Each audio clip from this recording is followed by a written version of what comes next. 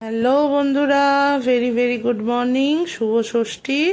আজকে চলে এলাম দু তিনখানি একেবারে যে ছিল খুব সুন্দর ভোলা মাছ নিয়ে। ভোলা মাছ খেতে আমার ভাইয়া খুব ভালোবাসে। কড়া মোটামুটি গরম হয়ে যেতে তেলে একদম ভোলা মাছগুলোকে ছেড়ে দিয়েছি। এবারে কাজ হলো তাদের উল্টে পাল্টে সুন্দর করে ভেজে নেওয়া, এছাড়া এখন আর কোনো কাজ নেই। একটু ঝাল মতো করে দেবো সর্ষে দিয়ে, তাই আমার ভাইয়া খুব ভালো খায়, তাই জন্য করে দেব বলে পুরো মাছগুলো ভেজে তুলে নিলাম। আর দেখুন ওই তেলের মধ্যেই অল্প একটু আমি পেঁয়াজ বাটা দিয়েছি, একটু পেঁয়াজ, এবারে দেব একটু আদা রসুনের বাটা দিয়ে, তার মধ্যে আমি দু তিনটে লঙ্কাও কিন্তু পিষে রেখেছিলাম। সুন্দর করে মাছটাকে এবারে আমি এই মশলাটাকে কষাবো।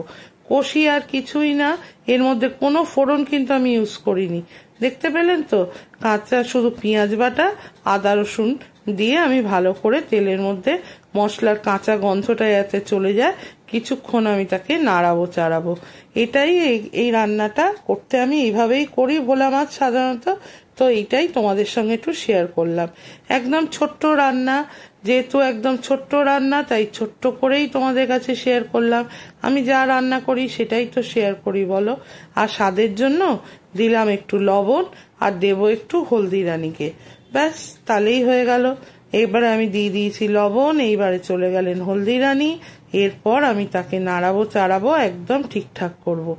দেখে বুঝতেই পারছো পাশে বসিয়েছি কয়েকটা রুই মাছ ভাজা, যেটা ডালের সঙ্গে খেতে খুব ভালো লাগে। মাছে মাথা দিয়ে ডালের সঙ্গে মাছ ভাজা খেতে কিন্তু খারাপ লাগে না। আজকে একদম শর্টকাট রান্না। তোমরা প্রচুর ঠাকুর দেখছো নিশ্চয়ই, আর ঠাকুর দেখা মানেই পেট পুজো। আর দিয়ে দিলাম সামান্য একটু টমেটো সস, ঠিক আছে। টমেটো সস দেওয়ার পরে আবারও তাকে আমি কষাতে থাকবো যতক্ষণ না মশলার থেকে তেল বার হয়।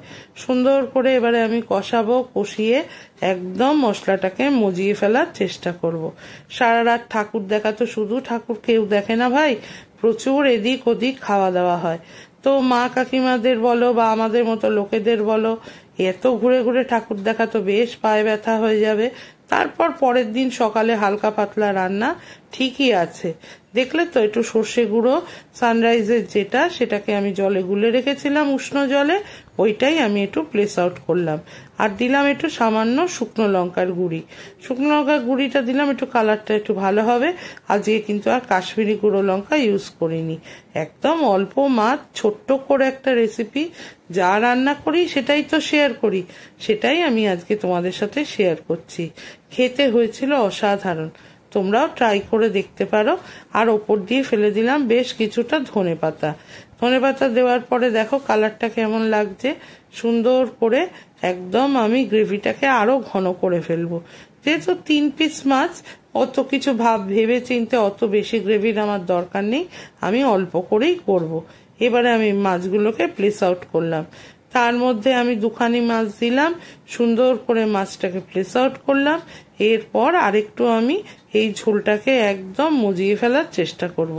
ভেবেছিলাম আরো শুকনো শুকনো করব, কিন্তু যতটা ঝোল মানে একদমই না রাখলে না হয়, ওই রকম গামাখা গামাখা ঝোল করে জাস্ট একটু সর্ষে দিয়ে ভোলা মাছের ঝাল।